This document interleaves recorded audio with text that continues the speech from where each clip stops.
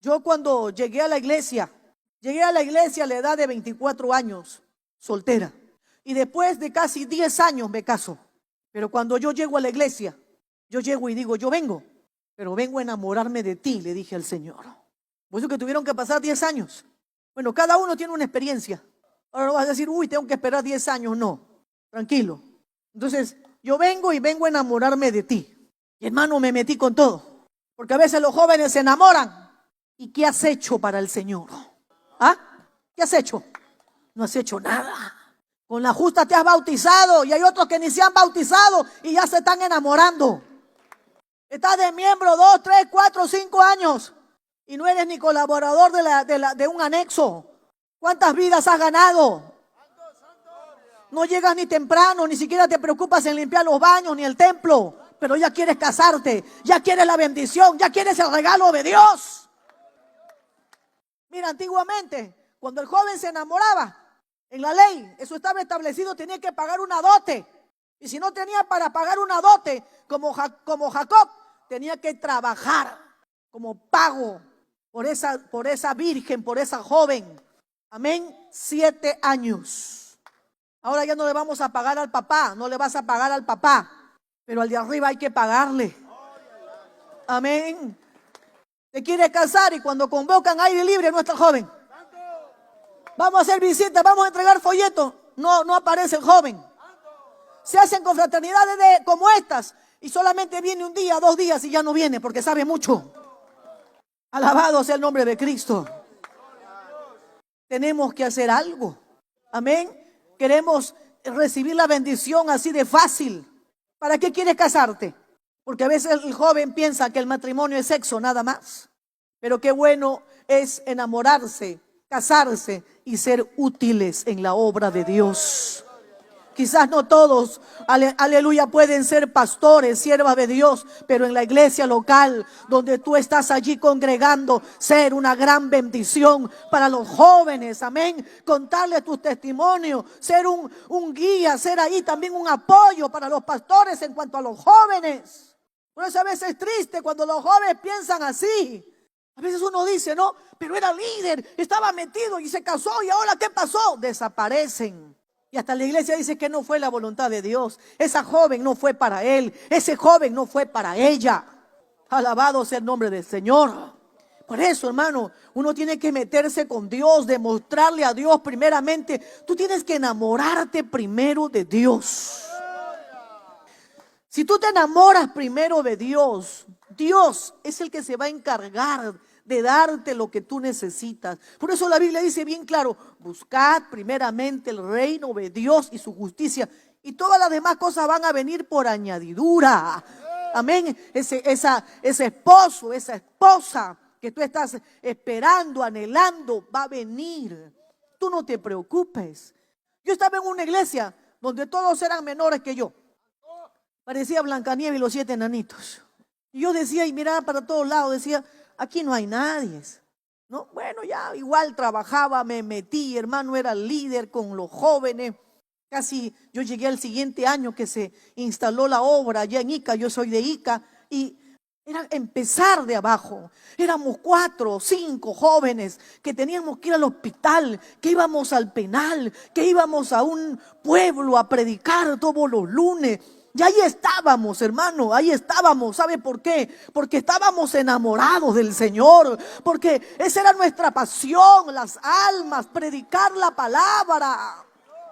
Llevar este mensaje, estar trabajando en un anexo, predicar la palabra en ese anexo, ser líder de los jóvenes, hermano. Mi vida, mi juventud, en aquel tiempo, desde que yo me entregué con todo a Dios, le demostré, amén, ese amor, esa pasión que yo sentí, hermano, por Él, porque yo me enamoré del Señor. Me enamoré y sigo enamorada de Él, pero te hablo del tiempo de mi juventud.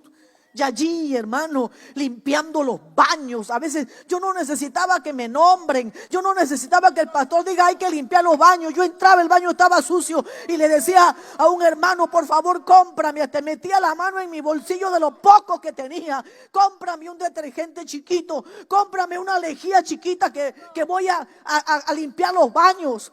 Y me metí, hermano, me encerraba ahí en los baños y me deleitaba limpiando los baños. Nadie me decía eso, pero yo lo hacía, ¿sabe por qué? Porque estaba enamorada del Señor. Era la casa de Dios. Dios me ayudó a seguir avanzando, a seguir creciendo en mi vida espiritual, hermano, siendo esa líder, esa joven que guiaba a muchos jóvenes, que los instruía, que les enseñaba. Hoy muchos de ellos son ministros ordenados, muchos de ellos son presbíteros, y cuando me ven me dice: ella fue como mi madre, que me aconsejó, que me orientó. Y yo no era obrera, pero era una hermana que daba ejemplo, que daba testimonio, como tú también lo puedes ser. No necesitamos nombres, no necesitamos que nos nombren. Necesitamos, aleluya, la presencia de Dios. Necesitamos ser llenos del amor de Dios, amar a Dios. Y ahí estaba con ellos, hermanos, hasta que llegó el momento en que en Ica se dio una inundación en el año 98, cuando el río de Ica, que cruza por toda la ciudad, se salió y se metió hasta la plaza de armas, destruyendo los dos grandes mercados que abastecían a todo Ica, destruyendo las principales calles. Llegó hasta mi casa también y me quedé con los brazos cruzados, solamente con la ropa que tenía, porque eso fue en la noche.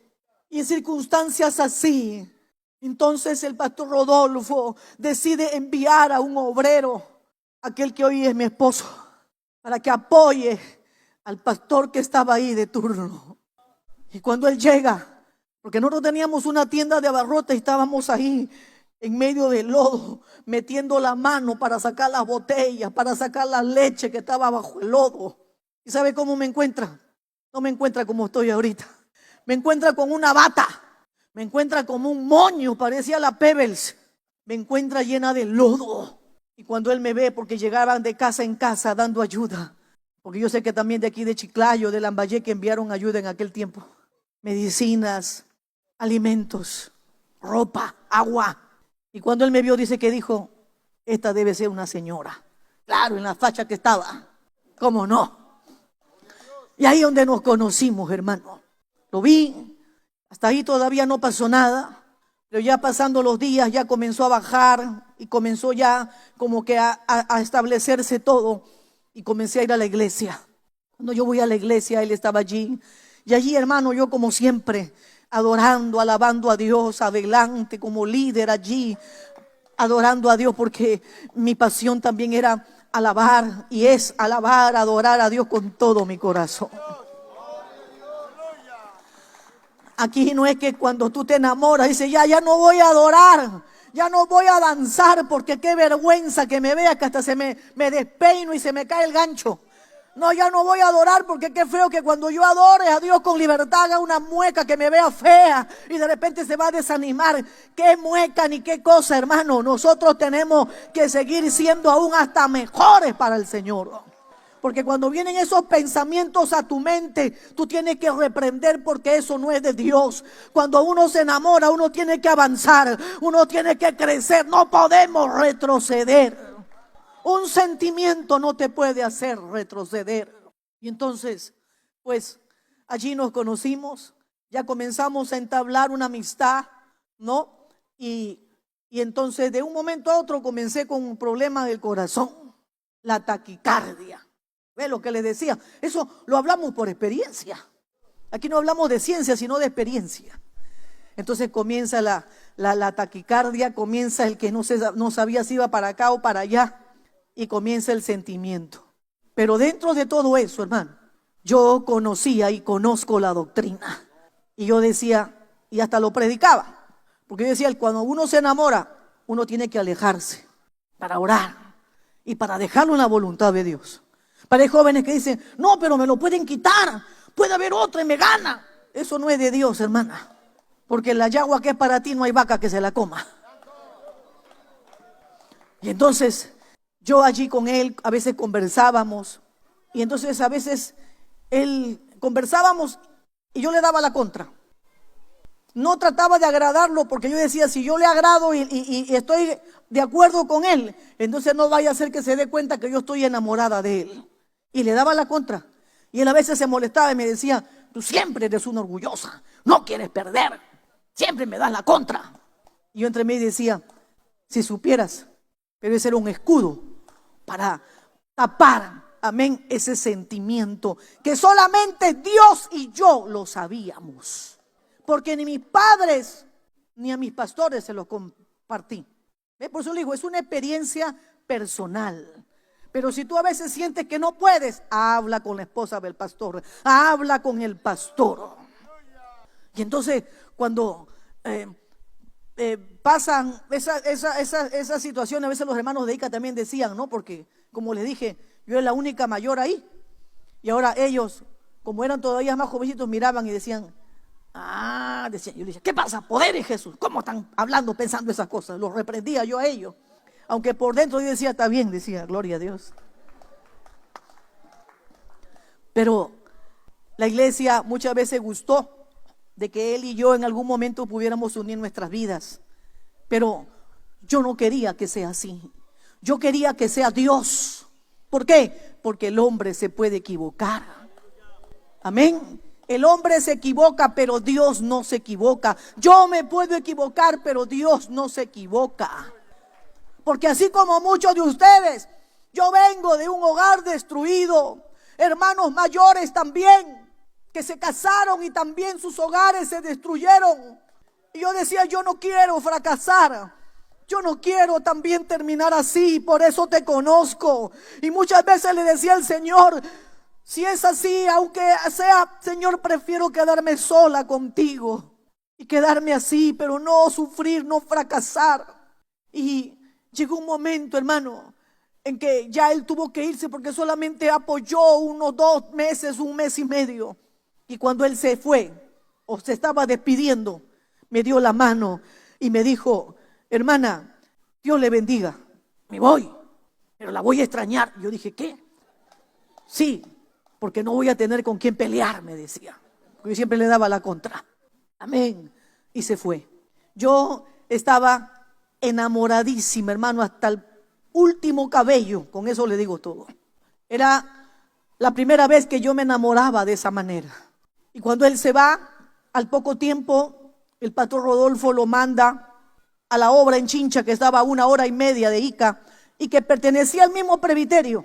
Y yo decía, ahora lo voy a ver de nuevo. Pero yo siempre anhelaba de que de repente él en cualquier momento podía llamarme. ¿Ves? Porque ahí está el sueño del joven. Y que se declare. Pero eso no me tenía tan enfrascada. Porque sabe que yo le doy un consejo, joven. Lo que nos ayuda a los jóvenes a mantener ese equilibrio, a mantener ese dominio dentro de ese sentimiento que pueda haber tan fuerte o no tan fuerte o que esté iniciándose, es el estar ocupados. Y qué mejor que en la obra del Señor. Porque hay un dicho por ahí, ¿no? Que la ociosidad es la madre de todos los vicios. Por eso la ociosidad, ¿qué es lo que hace? Ay, lo voy a llamar. Ay, voy a ir disimuladamente de viaje a visitar. Voy a decir que de casualidad pasé por allí. Porque ya en tu ociosidad comienzas a pensar cosas que ya no le das lugar al espíritu, sino le das lugar a tu carne. Le das lugar a tus deseos, a ese sentimiento que te ciega. Porque hay unos que se ciegan, que por más que se les da un consejo, no entienden, no comprenden. ¿Por qué? Porque están obsesionados. No importa, dice, no importa. Pero no es así, hermano. Las cosas en Dios tienen que ir bajo esos parámetros, bajo esa luz de las Escrituras, bajo esta enseñanza, bajo esta doctrina que hemos aprendido. Porque es triste que muchos jóvenes que son miembros saben la doctrina, pero en el momento cuando se enamoran, se olvidan de la doctrina. Por eso, cuando el joven se enamora, tiene que aprender a adornar la doctrina, a cuidar, a dar ese testimonio. Amén, de que verdaderamente están en la voluntad de Dios. Pero yo no puedo hacer lo que yo quiero, dejarme llevar por mi deseo, por mi sentimiento. Yo tengo que dejarme llevar por lo que me dice Dios a través de su palabra. Dejarme llevar por el Espíritu que está dentro de nosotros. Aquel Espíritu que dice la Biblia que nos guiará a toda verdad. Y entonces, En una oportunidad mi mamá y mi hermana me dicen, Rosario, nos han invitado a Chinche el pastor. Le digo, qué bueno, le digo, vamos. ¿Usted qué diría? Ya, pues vamos, es mi oportunidad de verlo. Pero yo le dije, no, le digo, vayan ustedes, yo no voy. Bueno, se fueron, hermano. Esa noche yo sentí una inquietud. Yo todos los días oraba, hablando en mi tiempo de joven, ¿no? Ahora también, pero estoy hablando en ese tiempo. Oraba todas las noches, me quedaba hasta las 2, 3, a veces las 4, orando, clamando. Pero esa noche yo sentí una inquietud, como un dolor, pero yo no entendía, yo no comprendía. Y decía, pero ¿qué pasa? ¿Qué está pasando? Pero qué bueno, joven, cuando uno está conectado con Dios. Por eso el justo no tendrá temor de malas noticias, porque Dios nos avisa, Dios nos prepara. Y cuando ya oré y me fui a descansar, y en la madrugada llega mi mamá y mi hermana, una se sienta a mi cabecera, otra a mis pies, y me despiertan. Yo le digo, ¿qué pasó? Rosario, me dice, ¿qué pasó? Tú no sabes que el pastor Daniel se casa y está enamorado y nos ha enseñado la foto de su novia que se casa. Y estaban molestas. Para mí fue, Dios mío, como una espada que me atravesó. Pero cuando uno está lleno de Dios, Dios nos da la fortaleza, nos da firmeza, amén, y la constancia en la oración. Y Dios no sé de dónde me hizo sacar fuerzas, que yo me sobresiento en la cama y le digo, ¿y qué? ¿Acaso Él es algo mío? ¿Acaso Él algún día se me ha declarado? Él es libre para casarse con quien quiera. Cuando yo les di esa respuesta, se agacharon y se fueron a dormir. La que no durmió fui yo. Y me levanté, hermano, a orar y a llorar y a decirle, Señor, esto era lo que tú me estabas avisando, esto era lo que venía. Porque, hermano, yo estaba enamoradísima y decía no. Y entonces, Señor, ayúdame, Señor, ten misericordia. Hermano, fue tan duro. Por eso, hermano, ese es un desierto por el cual todos los jóvenes tienen que pasar. Hay una que dice, yo no me voy a casar nunca. Yo estoy así bien sola. Hay muchas, yo he escuchado testimonios así, ya están enamoradas ya. Y entonces yo, Señor, ten misericordia. Hermano, para mí fue tan duro, porque hasta los más espirituales les viene eso, que yo dije, bueno, tengo que proclamar ayuno y oración. Un mes, hermano, ayunando, cortando en la tarde, ayunando, porque imagínense cuánto dolor, cuánta tristeza. Y no se lo conté a nadie, es aún mi dolor y mi tristeza. Solamente era Dios y yo. Y cuando la iglesia de Ica se enteró, yo estuve tranquila y feliz. Porque ese es el problema cuando la joven no es discreta, habla. Ay, que yo estoy enamorada. Ay, ayúdame, mándale esta carta. Ahora ya no hay carta, ahora le mandan mensajes por WhatsApp. La tecnología.